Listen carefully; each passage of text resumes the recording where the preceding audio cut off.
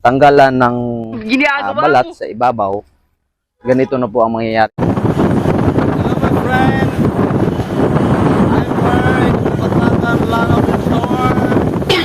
Uwi na kami sa Dipolog City. Ito yung mga grupo ng mga boys. Oh no! Yung mga walang mga tulog. Ang bisis kami sa siraan ngayon. Pwede na! Kaya ito, pauwi na kami. Galing kami ng southbound. Kaya Pampanga. Bili kami ng mga tulay. Dito sa Ugon. Ayan. See. Ayan. Naman ang ating kalsada. Lugar ng Kapatagan, Lanao del Sur.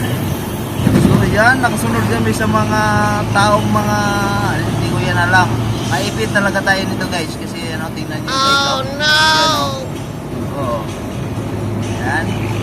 So ngayon mga kaibigan, mukhang hindi kami nito makaangat.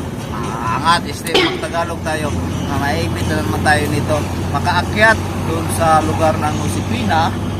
So magpapasundo kami ng aming munting Ginagawa mo?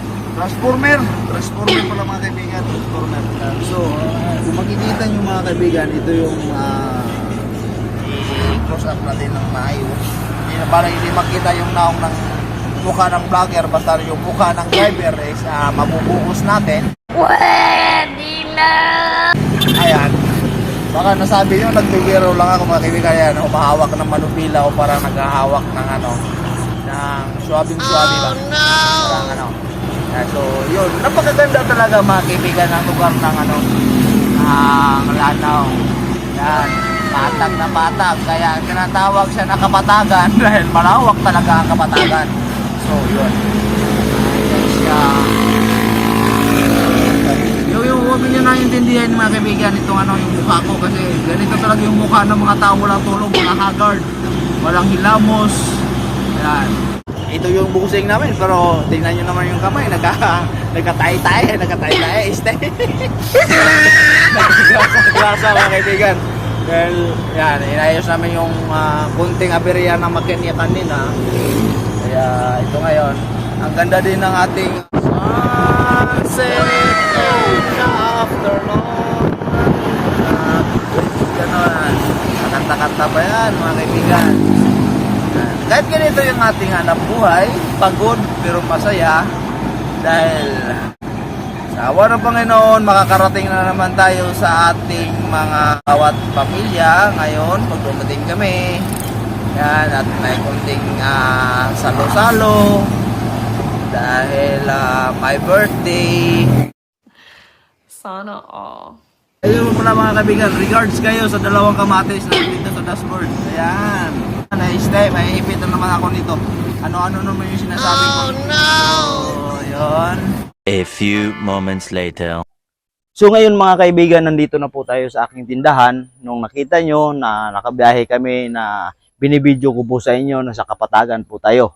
So ngayon, ipagpatuloy po natin yung ating video content na maglilinis po tayo ng gulay. So ito po yung ating nakukumpra doon sa Cagayan, sa southbound market. So ngayon, umpisahan na po natin mga kaibigan ang ating paglinis. So ito po yung ating repolyo. Ayan, kailangan po nating balatan.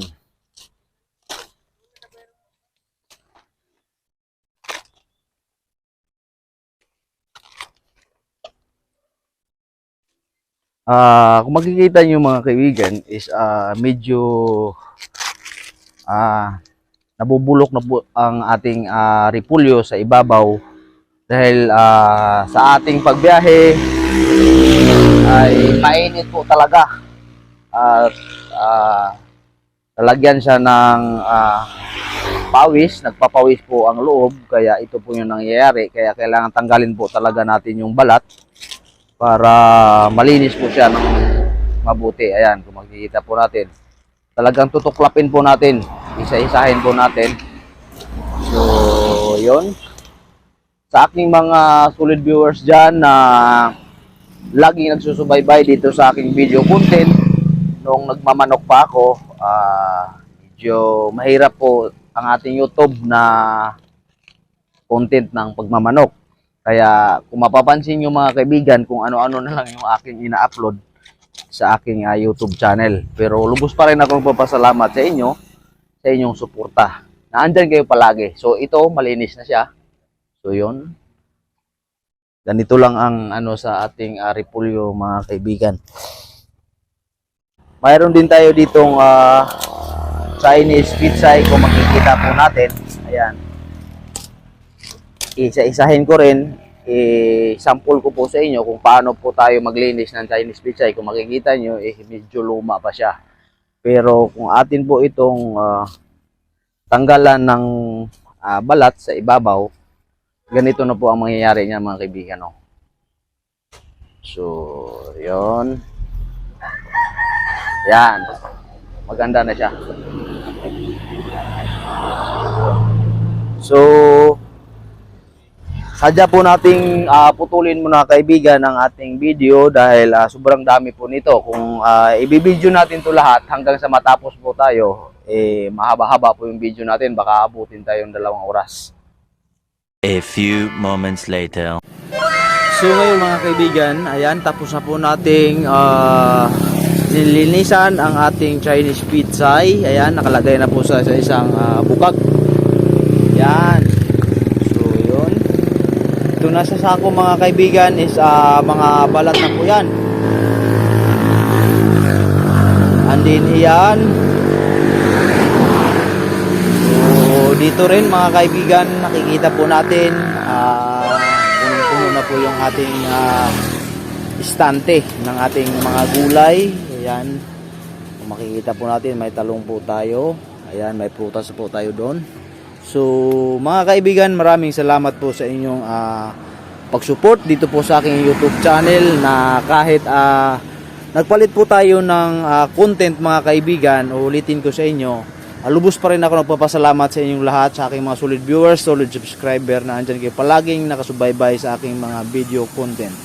Maraming salamat. God bless us all sa ating lahat. Hey there. Subscribe to my channel. And also press this bell icon.